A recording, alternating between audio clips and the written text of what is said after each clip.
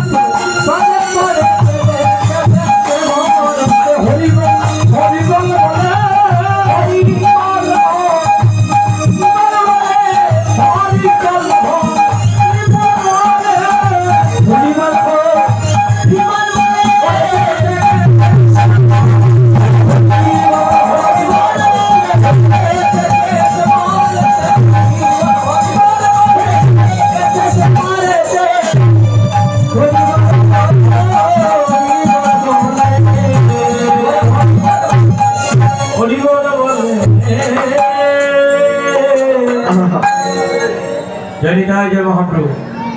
ভক্তগণ কি আনন্দ,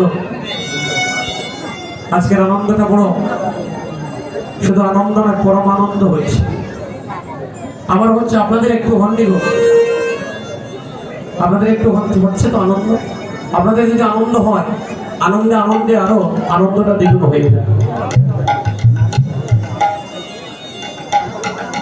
যে দেখেছে ওই রূপ সে মরেছে। সাজের বেলায় সন্ধ্যাকালে নদিয়ার ভাগ্যবতী নাগরিক বিষ্ণুপ্রিয়া সুরধ্বনিতে প্রবেশ করেছে ওই রূপ দেখতে বলে।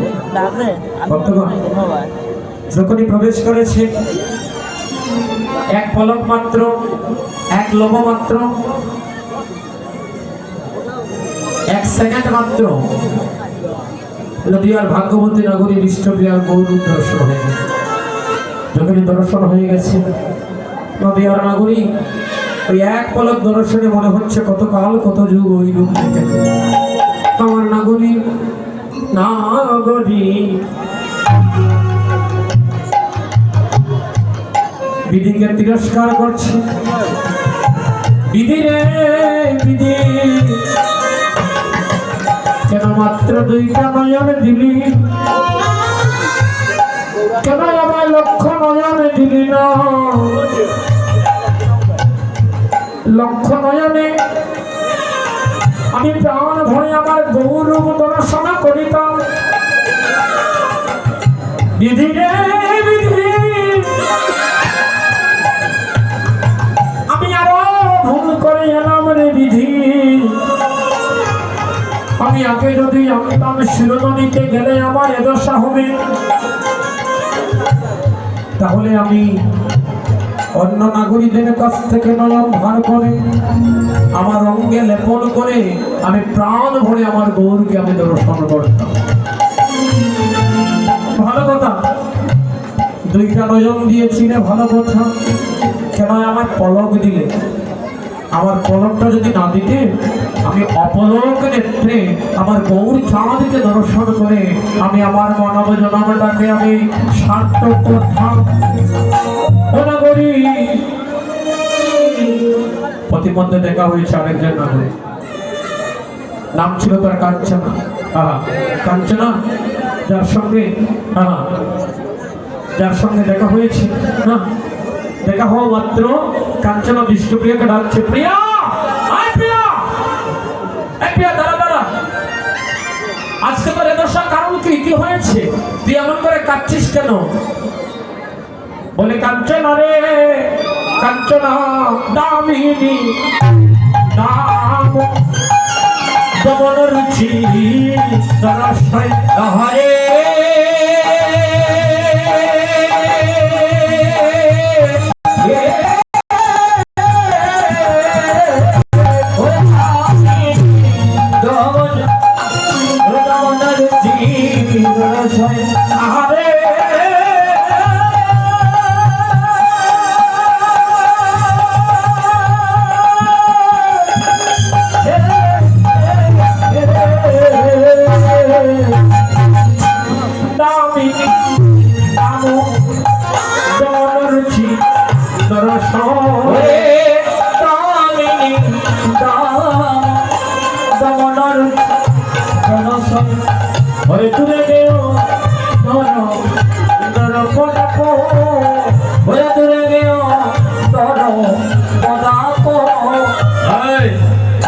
আমি যে রূপ দেখেছি ওই রূপের সাথে পৃথিবীর কারো তুলনা হয় না রে, তুলনা হয় না।